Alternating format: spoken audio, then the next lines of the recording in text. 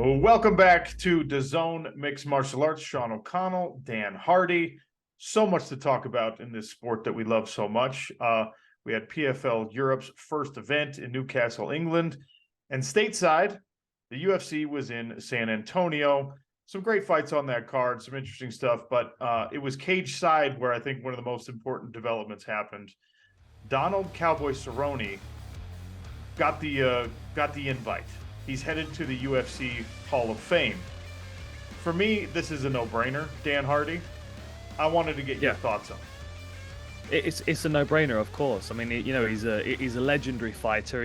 He brought so much excitement to so many fans. He took so many short-notice fights and tough fights, and came back from losses and regrouped himself. And the other thing that people don't talk about, which I feel is another big part, is his ranch. All the young fighters that have come through there, they've talked highly about how Cowboys mentored them.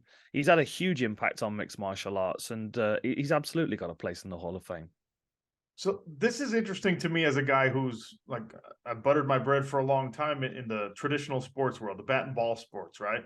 Hall of Fame induction in the States, especially, such an important thing, right? It's such a milestone for professional athletes to be able to achieve. And because every other sport is so much older than MMA, right? It becomes resume based, right? And you have to have a certain amount of boxes checked, You don't get into the NFL Hall of Fame if you don't have a certain number of all-pro decorations, Pro Bowls, Super Bowls, depending on what position you play at, right? You could be the best player at your position for 10 years, and if you don't have Super Bowls on your resume, it's harder to get in. Now, you can still get in if you're truly the best, but everything is so resume-based and stats-based, right? People want the measurables, and that's why I appreciate the Donald Cerrone induction. I guess induction to be, because this hasn't happened yet. Because if you just go on resume, we're going to get to a point 20 years from now where people who didn't get to watch Cowboy Cerrone's career are going to look back at his record, and they're going to be like, I mean, this guy, I mean, he never had the belt. Why is he in the Hall of Fame? It's not a resume thing in mixed martial arts. It's not about how many stats did you compile. And listen, he compiled plenty of stats as the most active fighter of his generation. But it's your impact on the sport. And it's undeniable that Donald Cerrone had as big of an impact during his time in the UFC as anyone. So I appreciate, as someone who's seen it, seen the other sports operate under these constraints of stats and resume and nothing else, to just recognize a guy for what he is, who he is, and how much he means to the sport. Absolutely. It doesn't have to always be about winning. Fighting is about the process of competing and picking yourself up and working your way back into it sometimes. And I feel like Cowboy has done that more than most fighters.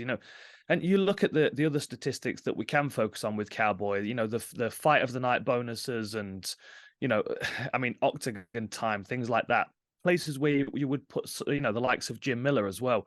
People that have given so much to the sport. They've brought so much excitement to different fight cards, even when they've not been, main event, co-main event. Like Cowboy is just that guy for me. He's so embedded within the sport of mixed martial arts that you just can't leave him out. The Hall of Fame really should serve the purpose for, as you said, the future generations. So they can look back, they can see the fighters that were highlighted for what they contributed at the time, and they can go back and enjoy some of those fights. Now, the performances that stand out with Cowboy, I mean, the head kick against Matt Brown for a start. I just feel like he's been a special fighter for so long. He's contributed so much that it kind of doesn't really matter, what belts he held and what championships he was able to capture, because of everything else he contributed.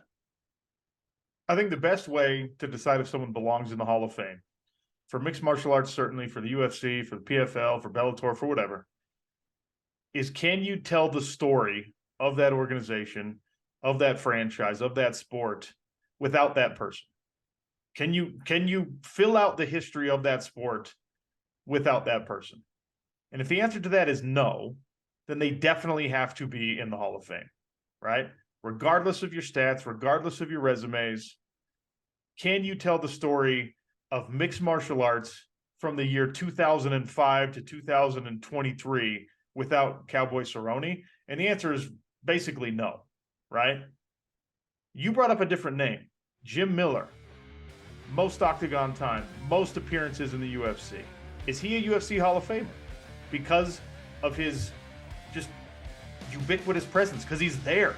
Because he didn't fight in as many main cards or pay-per-views or main events as Cowboy Cerrone. He was always a great competitor. He still is always a great competitor, right? Does he deserve Hall of Fame induction also? I mean, I think so. I think so. And I think by the time he's finished his career, it will be amazing the generations that he'd spanned. And that's another thing that you say with Cowboy. Same with Frankie Edgar. They spanned generations of fighters. They were around, several generations ago, and they've outlasted many, many, many fighters that have found their way onto the UFC roster, had several fights, and then left again. And that for me, the longevity of someone's career, especially at the top level, speaks volumes. Wins and losses as well. I'm not too worried about losses on people's record, because for me, it's a part of their journey. I like to see people like Gaethje is a great story, right?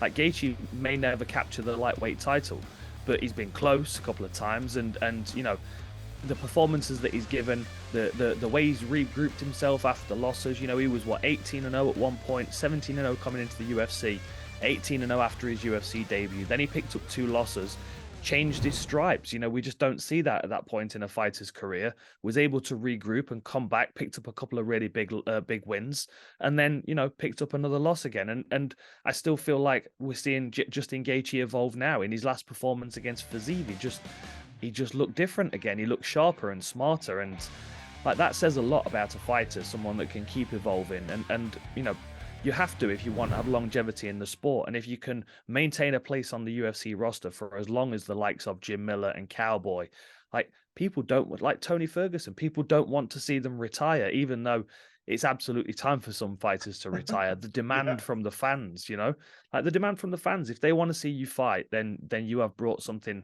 seriously, valuable to the sport, because we are in an entertainment industry at the end of the day, and not everyone can be a world champion, but everyone can fight like a champion. Yeah.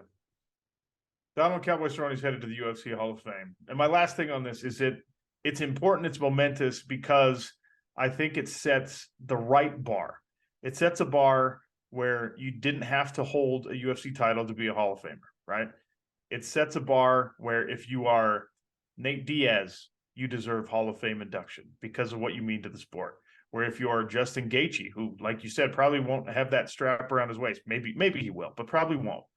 But is a fan favorite, is probably the most exciting fighter, one of the most exciting fighters in the history of the organization, right? It creates a precedent for you to just be what this sport needs and not be chasing titles, not be careful with your matchmaking, not be one of these people who's kissing the ass of the brass to make sure that you get the title shot, whether you earned it or not. It's about entertaining the fans, being there and being part of the story of mixed martial arts, and being part of the story, in this case, of the UFC. So I like the precedent that Donald Cowboy Cerrone's no-brainer induction sets. I know there are some people out there who are doing the hot take thing, and they're writing articles about, he doesn't deserve Hall of Fame induction. You just don't know what you're watching then. You don't know what this sport is supposed to be if you believe that. If you don't think that Cowboy deserves to be in the UFC Hall of Fame, then you don't deserve to be writing that article about him.